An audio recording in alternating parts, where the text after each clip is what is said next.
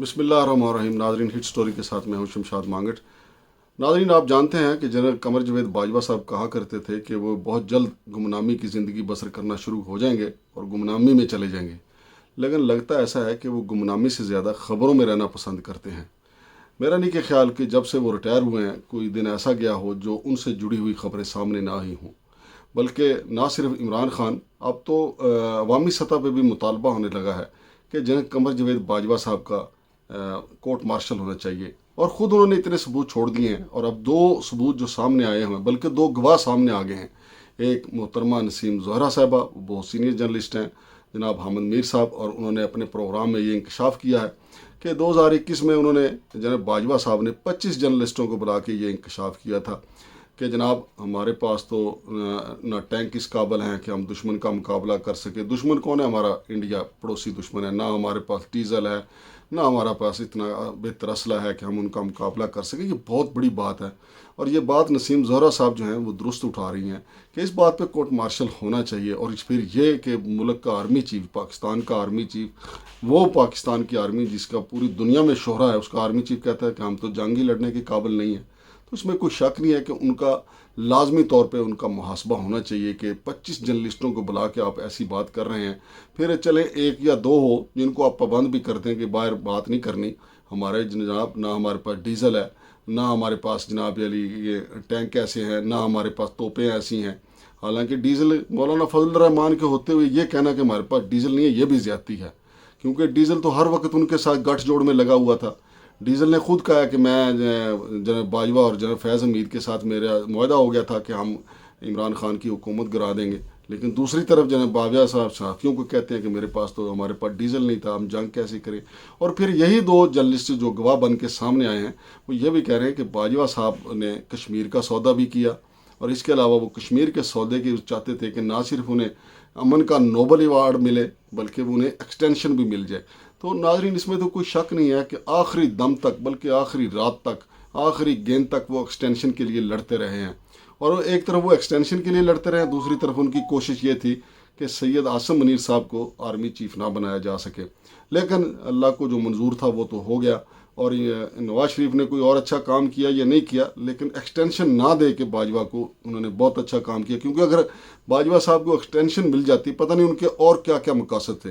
जहाँ वो 25 जर्नलिस्टों को बैठा के ये पैगाम दे रहे हैं और वो 25 के 25 जर्नलिस्ट, क्या उन्होंने अपने ये सारे राज सीने में रखे होंगे? यकीनी तौर पे वो बाहर उन्होंने आके बातें की हैं, पहले नहीं की तो 2 साल बाद अब उन्होंने टीवी चैनल पे बैठ के सारा राज खोल दिया।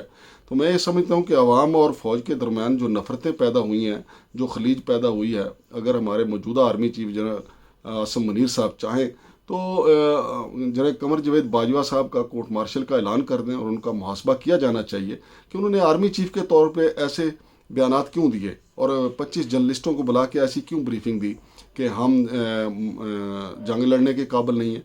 और फिर इसके अलावा नाजरीन, फिर ये भी इंकशाफ किया जा रहा है कि अभिनंदन, जिसका त्यारा पाकिस्तान ने मार गिराया था और फिर उसको हिरासत में ले लिया गया था और उनको चाय पिलाने का वाक़या भी बड़ा मशहूर हुआ था, बाजवा साहब उसकी वापसी के ज़्यादा ख्वाहिशमंद थे क्योंकि वो क्रेडिट लेना चाहते थे इंडिया से। और फिर इंडिया के नरेंद्र मोदी का दौरा भी उन्होंने पाकिस्तान का रखा हुआ था। एक तरफ इंडिया ने कश्मीर पे कब्ज़ा किया और जनरल बाजवा ने उनका दौरा पाकिस्तान का रखा। फिर उनके जो जनरल फैज़ के ज़रिए अजीत डोवल के साथ राब्ते हैं।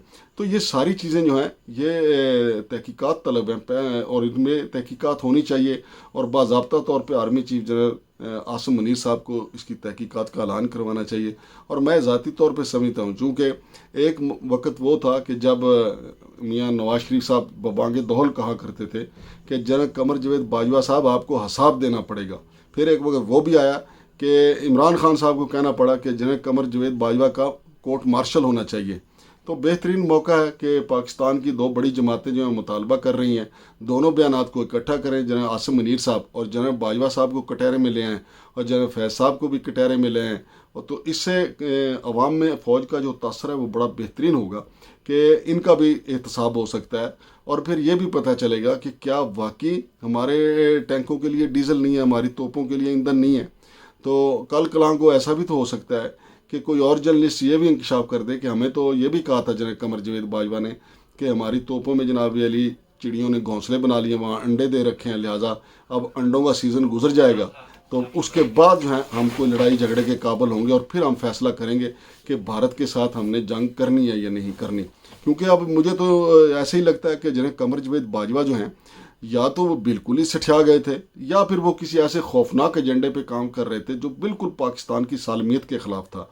और पाकिस्तान की सालमियत का सबसे पहले तो हमारी मिलिट्री इस्टेब्लिशमेंट दावा भी करती है और उसको फ़िक्र भी होना चाहिए, लेकिन ऐसा तो नहीं है कि शहबाज गिल के बयान पे आप उनको पकड़ लें, गिरफ़्तार कर लें, आज़म सवाती को आप पकड़ लें, गिरफ़्तार कर लें, लेकिन दूसरी तरफ एक आर्मी चीफ जो है उसके ऐसे बयान सामने आए, और फिर उसके बाद अभी सिलसिला ख़त्म नहीं हुआ कि अभी 2 साल तक तो उन्होंने अपनी मुद्दत रिटायरमेंट पूरे होने के बाद बोलना नहीं था, लेकिन वो मुसलसल किसी न किसी को बुला के इंटरव्यू देते हैं और वो बातें करते हैं जो मतनाज़ा बातें हैं।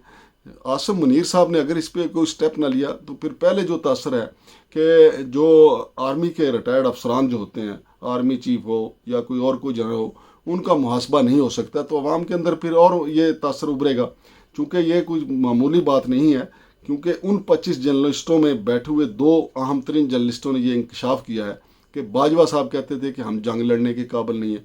फिर उनका ये कहना है कि इमरान खान का ये भी इनके साथ इख्तलाफ था कि कश्मीर के हवाले से जो मौक़िफ़ है वो लचकदार बाजवा साहब का है। तो काफ़ी चीज़ें जो हैं खुल के अवाम के सामने आ सकती हैं अगर मौजूदा हमारी मिलिट्री इस्टेब्लिशमेंट चाहे। तो ये मेरे ख्याल चंद मिनट का काम है, और इसके साथ जुड़े हुए और तहकीकात में कई और चीज़ें भी सामने आ जाएंगी जिससे अवाम और फ़ौज के दरमियान खलीज पैदा हुई है, जो नफ़रतें पैदा हुई हैं।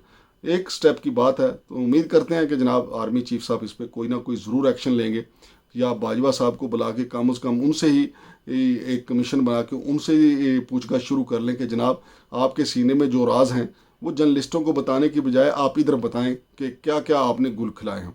शमशाद मांगड़ को इजाज़त दीजिए। अल्लाह हाफिज़।